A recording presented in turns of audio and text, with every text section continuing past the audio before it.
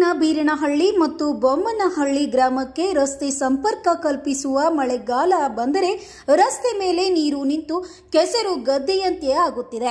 ಎರಡು ಗ್ರಾಮಗಳ ರೈತರಿಗೆ ತೊಂದರೆ ಕೂಡ ಆಗುತ್ತಿದೆ. ಸಂಬಂಧಪಟ್ಟ ತಾಲೂಕಾ ಮಟ್ಟದ ಅಧಿಕಾರಿಗಳು ಹಾಗೂ ಮಾನ್ಯ ಸಚಿವರು ಇತ್ತ ಗಮನ ಹರಿಸಿ ನಮ್ಮ ಹೊಲ ನಮ್ಮ ದಾರಿ ಯೋಜನೆ ಅಡಿ ರಸ್ತೆ ಅಭಿವೃದ್ಧಿಗೊಳಿಸಬೇಕೆಂದು ಕರ್ನಾಟಕ ರಕ್ಷಣಾ ವೇದಿಕೆಯ ತಾಲೂಕಾ ಪತ್ರಿಕಾ ಮಾಧ್ಯಮ ಸಂಚಾಲಕರಾದ ಗುಂಡಪ್ಪ ಪೂಜಾರಿ ಬೀರನಹಳ್ಳಿ ಅವರು ಪತ್ರಿಕಾ ಪ್ರಕಟಣೆ ಮೂಲಕ ಒತ್ತಾಯಿಸಿದ್ದಾರೆ. ಎಲ್ಲರಿಗೂ ನಮಸ್ಕಾರ.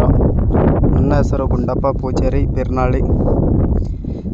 ಈ ವಿಡಿಯೋ ಮಾಡಲು ಕಾರಣವೇನೆಂದರೆ ಸೇಡಂ ತಾಲೂಕಿನ ಬೀರನಹಳ್ಳಿ ಮತ್ತು ಬೊಮ್ಮನಹಳ್ಳಿ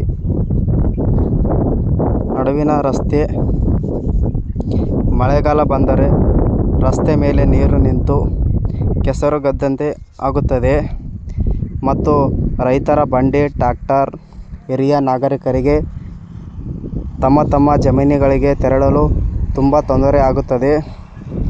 ಆದ ಕಾರಣ ಸಂಬಂಧಪಟ್ಟ ಅಧಿಕಾರಿಗಳು ರೈತರಿಗೆ ಬ್ಯೂರೋ ರಿಪೋರ್ಟ್ ವರದಿ Venkatappa K Suggal, Bharat Vaibhav news Kannada.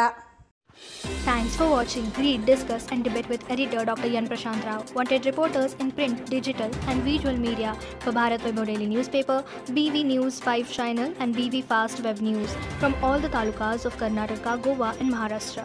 If interested, send your resume to 9019229369.